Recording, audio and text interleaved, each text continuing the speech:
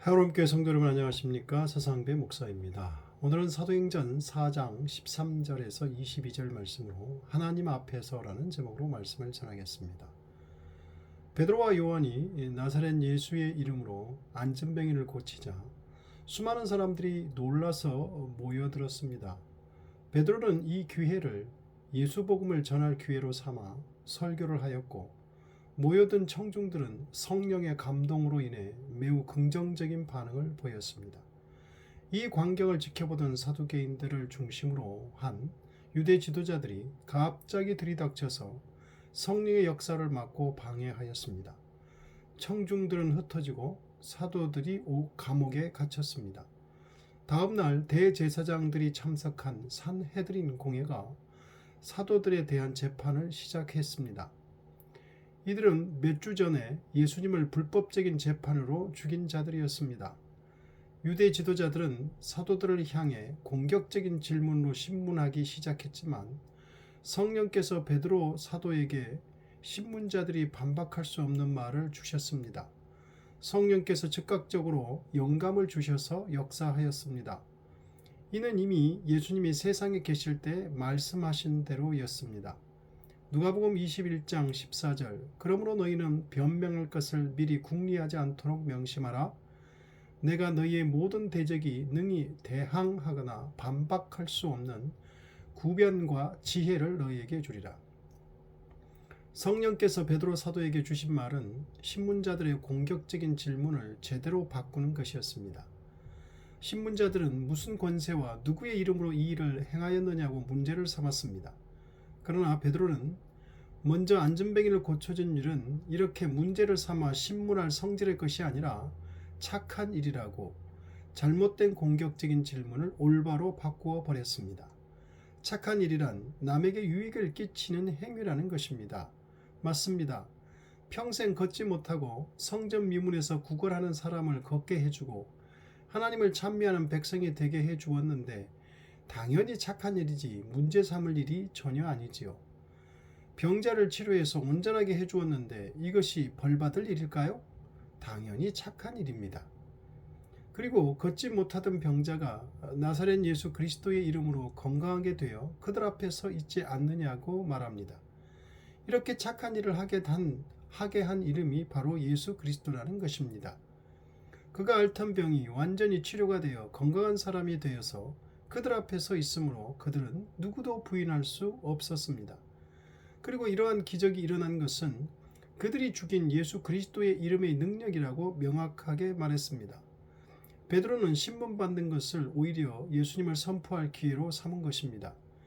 유대 지도자들이 예수님을 인정하고 받아들이면 모든 이스라엘 백성들이 예수 복음에 호의적인 반응을 보일 것을 기대하고 이렇게 말하고 있습니다.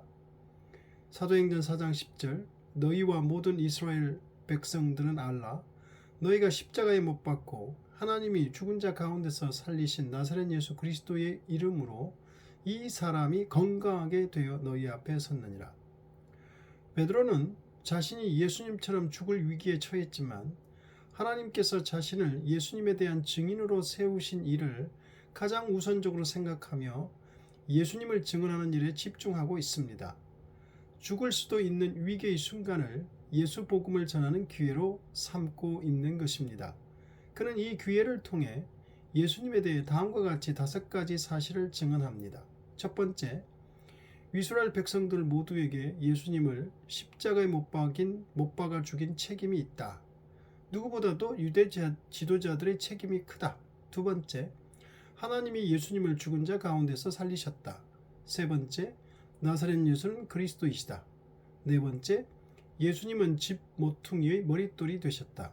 즉, 지도자들이 하나님의 백성들인 이스라엘이라는 건물을 건축하는 일을 맡았는데 이 건물의 가장 중요한 돌이신 예수님을 쓸모없다고 버렸는데 하나님께서 부활시키셔서 새로운 건물 모퉁이의 머릿돌이 되게 하셨다는 것입니다. 즉 교회의 반석이자 머리가 되신 것입니다. 다섯 번째, 예수님은 온 인류의 유일한 구세주이시다. 사도행전 4장 12절에 다른 이로서는 구원을 받을 수 없느니 천하 사람 중에 구원을 받을 만한 다른 이름을 우리에게 주신 일이 없음이라 하였더라. 즉 예수 그리스도만이 유일무이한 구세주이시라는 것입니다. 예수님 외에 사람의 죄를 대신해 줄 수 있는 의롭고 거룩한 메시아는 없다는 것입니다.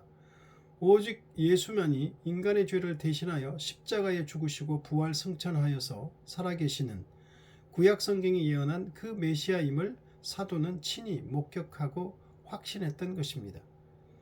여기서 구원은 단순히 안진병이었던 사람을 고친 것과 같은 육적 구원뿐만 아니라 죄와 그 세력 그리고 죄의 형벌인 죽음과 영원한 심판으로부터 구원하는 전인격적인 구원을 의미합니다. 즉 예수님으로 말미암은 완전한 구원을 의미합니다. 따라서 사람 중에는 이 구원을 받지 않아도 될 대상은 아무도 없습니다. 저는 저에게 구원이 반드시 필요하다고 생각합니다. 육신의 생명, 영원한 생명, 육신의 질병과 고통, 삶의 고통, 죄 용서와 영혼의 구원 등 전 반드시 이 모든 것에 대한 구원이 필요합니다. 이러한 것들은 절대 제가 스스로 해결할 수 없는 것들입니다. 그런데 예수님 외에는 누구도 이러한 문제를 해결해 준다는 존재가 없습니다. 다른 이로서는 구원을 받을 수 없나니 천하 사람 중에 구원을 받을 만한 다른 이름을 우리에게 주신 일이 없음이라는 말씀이 마음에 너무도 와닿습니다. 예수님만이 우리에게 진리, 자유, 생명을 주시는 분입니다. 만약 여러분이 죽을 병에 걸렸는데 살고 싶다면 그 병을 고쳐주는 의사를 찾아가지 않겠습니까?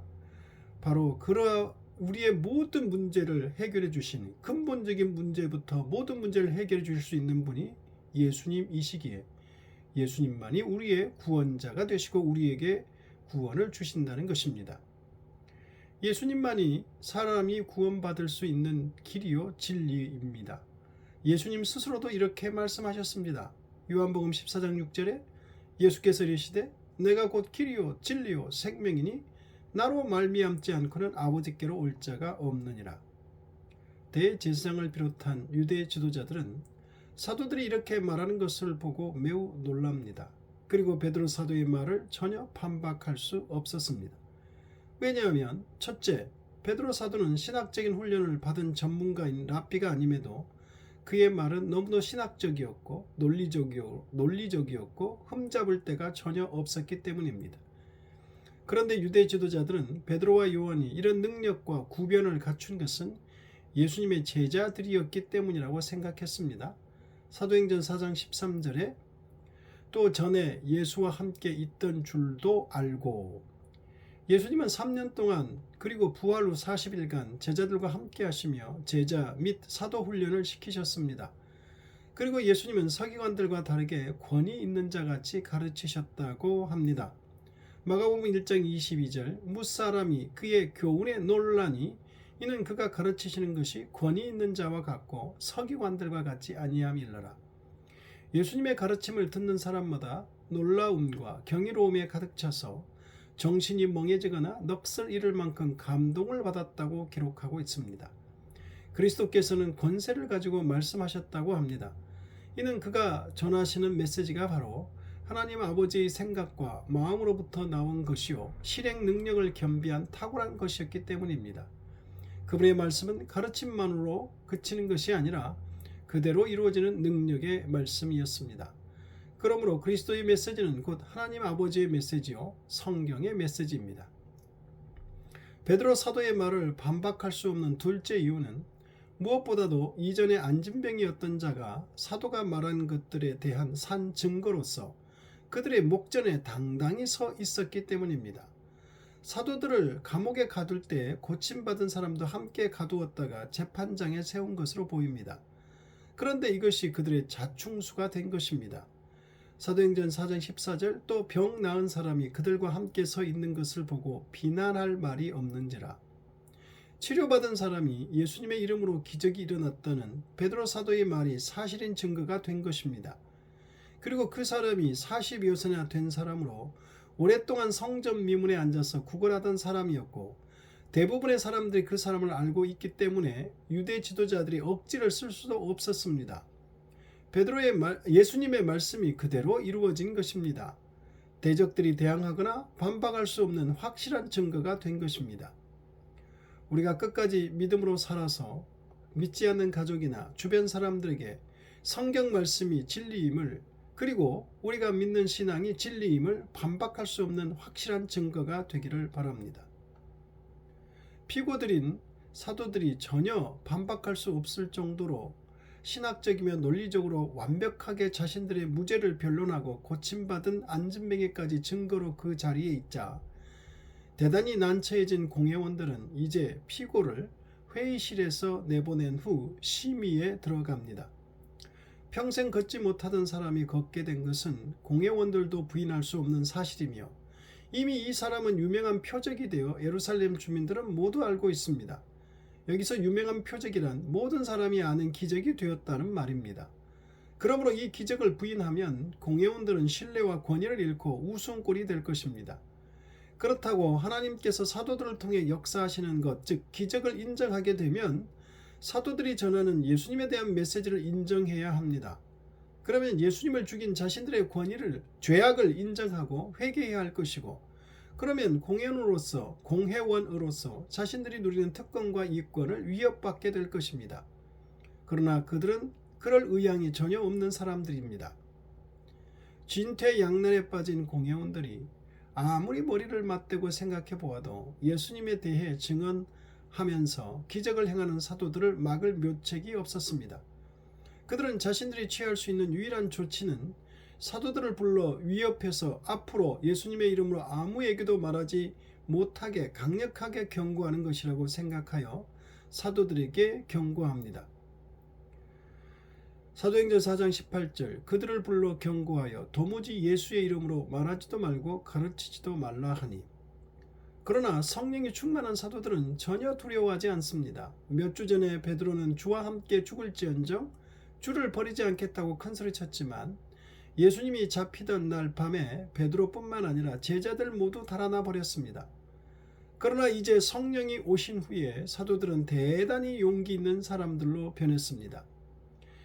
4장 19절, 베드로와 요한이 대답하여 이르되 하나님 앞에서 너희의 말을 듣는 것이 하나님의 말씀을 듣는 것보다 옳은가 판단하라.